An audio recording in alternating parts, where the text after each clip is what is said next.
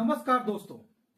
एक छोटा सा हमला और पूरे विश्व को आग की लपटों में झोंक सकता है।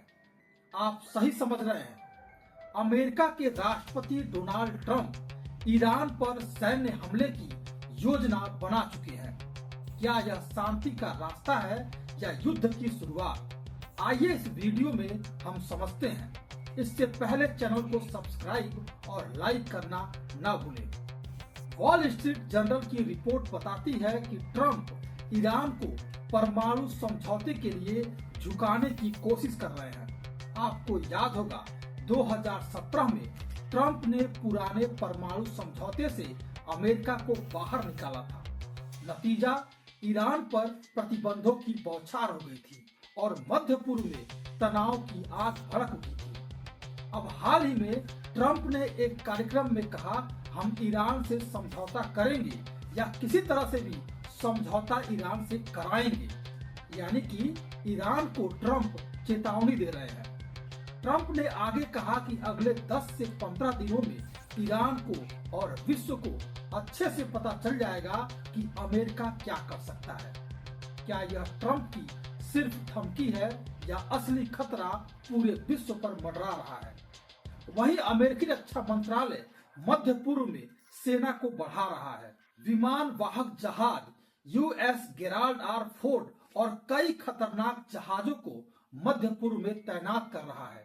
मार्च के मध्य तक ईरान को अमेरिकी सेना पूरी तरह से घेर लेगी।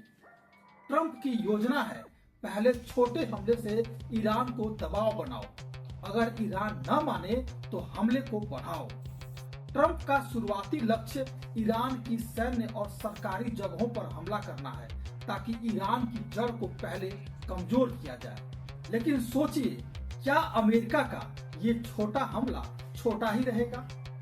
अमेरिका के इस हमले से ईरान के हजारों या यूं कहें लाखों निर्दोष लोगों की जानें जाएंगी, परिवार बिखरेंगे, हजारों या हो सकता है लाखों बच्चे अपने माता पिता को खो सकते हैं, क्योंकि अमेरिका यही चाहता है।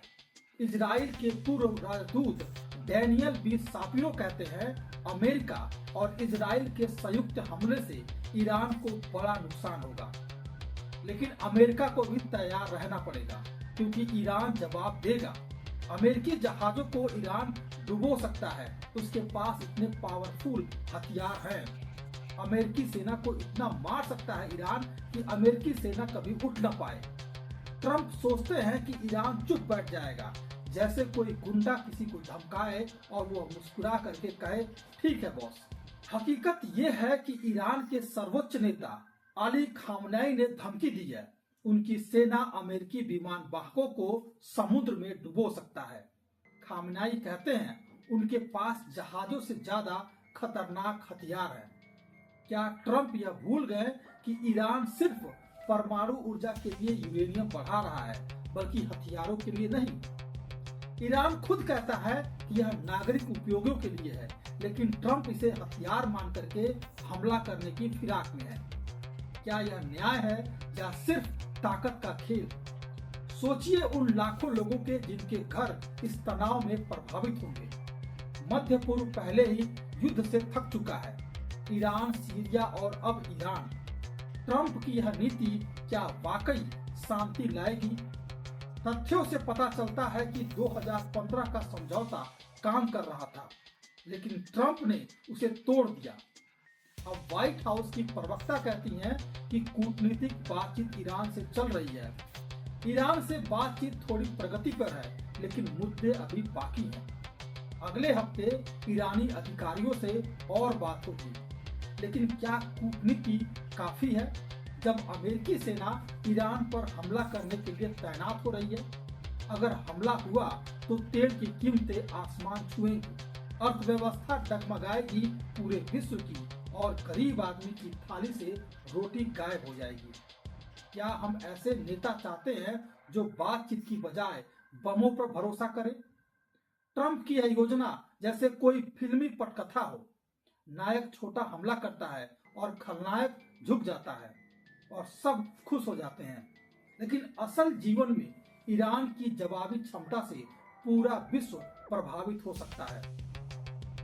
सापिरो की चेतावनी साफ है, यह जल्दी खत्म नहीं होगा। इसकी कीमत अमेरिका को भी चुकानी पड़ेगी। अगर अमेरिका समझता है कि उसे कुछ नहीं होगा तो इसका खामियाजा अमेरिका को भुगतना पड़ेगा। और ईरान का कहना है कि वो हथियार नहीं बना रहा, सिर्फ अपनी ऊर्जा जरूरतें पूरी कर रहा है। ट्रंप की यह रणनीति क्या पुरानी गलतियां दोहरा रही है? क्या इतिहास हमें कुछ नहीं सिखाता? ट्रंप का पहला कार्यकाल तनाव से भरा था, अब दूसरा भी वैसे ही है। दोस्तों, इन तथ्यों और आलोचनाओं से साफ है कि यह फैसला जोखिम से भरा है। एक तरफ ट्रंप का दबाव, दूसरी तरफ ईरान की धमकियां, बीच में फंसे ईरान के लाखों निर्दोष लोग। क्या हमें ऐसे फैसलों की जरूरत है जो विश्व शांति को खतरे में डाले? अंत में अगर कहूं, ट्रंप का ईरान पर सीमित हमले का विचार शांति का बिल्कुल नहीं है, यह युद्ध का दरवाजा है। तथ्य बताते हैं कि दबाव से समझौता नहीं हो सकता, बातचीत से ही समझौता हो सकता है। हमने देखा कि कैसे अमेरिका ने पुराना समझौता तोड़ा। अब नया दबाव अमेरिका ईरान पर डाल रहा है।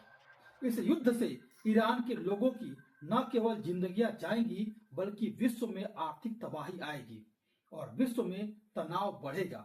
याद रखिए, एक छोटा कदम बड़ा युद्ध ला सकता है और इसका भरपाई पूरे विश्व को करना पड़ेगा। नमस्कार।